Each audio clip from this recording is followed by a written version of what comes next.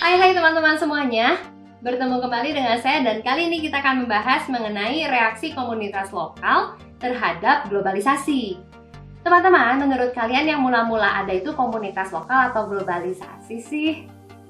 Jauh sebelum globalisasi muncul, komunitas lokal telah ada di suatu masyarakat. Keberadaan globalisasi akan mempengaruhi komunitas lokal dan dapat menjadi tantangan bagi masa depan bangsa kita. Kita harus bisa mengambil hal positif dan menghindari hal negatif dari globalisasi. Bagaimana sih reaksi komunitas lokal ketika menerima globalisasi? Reaksi pertama adalah lokalisasi, yang merupakan komunitas lokal menangkap pengaruh global dan mengubahnya menjadi sesuatu yang cocok dan dapat diterima oleh selera lokal. Misalnya, kehadiran restoran McDonald di seluruh dunia merupakan globalisasi. Namun, perubahan menu yang disesuaikan dengan selera lokal merupakan globalisasi. Reaksi kedua adalah kreolisasi, yang merupakan situasi di mana masyarakat menggabungkan unsur-unsur global guna menghasilkan penemuan baru. Misalnya, mencampurkan beat tarian barat dengan gaya tradisional Asia. Reaksi ketiga adalah masyarakat mengakui bahwa mereka hidup di tengah-tengah dunia yang bercirikan resiko. Reaksi keempat adalah masyarakat semakin sadar dengan hal-hal global sehingga dapat meningkatkan kesadaran dan kesetiaan kita terhadap hal-hal penting bagi komunitas lokal. Misalnya, semakin menguatnya rasa kebangsaan kita. Reaksi kelima adalah beberapa kelompok religius dan etnis berusaha mencegah terjadinya globalisasi karena mereka mengartikan hal tersebut sebagai sebuah bentuk penjajahan barat dan serangan terhadap kemurnian agama dan kepercayaan mereka.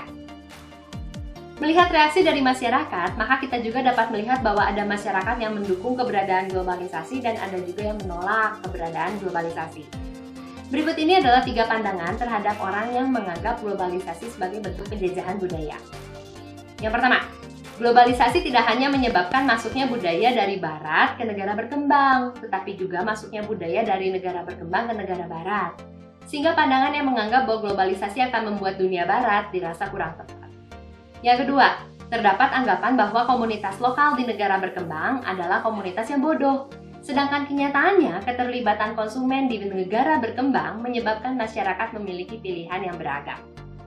Yang ketiga, pendapat yang merendahkan budaya lokal. Pandangan ini dirasa kurang tepat dikarenakan ketika masyarakat mendengarkan lagu Korea, bukan berarti masyarakat meninggalkan tradisi ataupun identitas nasional mereka.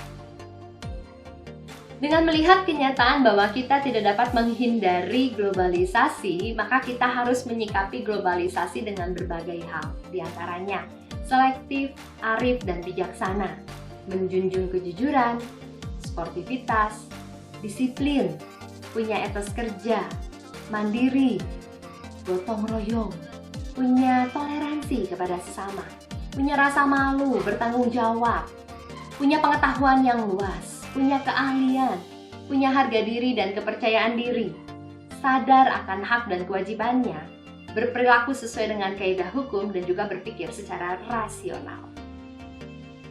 Pertanyaan berikutnya adalah, bagaimana caranya supaya komunitas lokal dapat mengikuti perkembangan zaman sambil tetap mempertahankan jati diri bangsa? Untuk itu ada 4 fungsi penting yang dibutuhkan oleh sistem sosial. Yang pertama, adaptasi, yang merupakan proses penyesuaian diri dengan lingkungan yang ada. Yang kedua, pencapaian tujuan. Komunitas lokal harus bisa mengatur, menentukan, dan memiliki sumber daya untuk mencapai tujuan bersama. Yang ketiga, integrasi.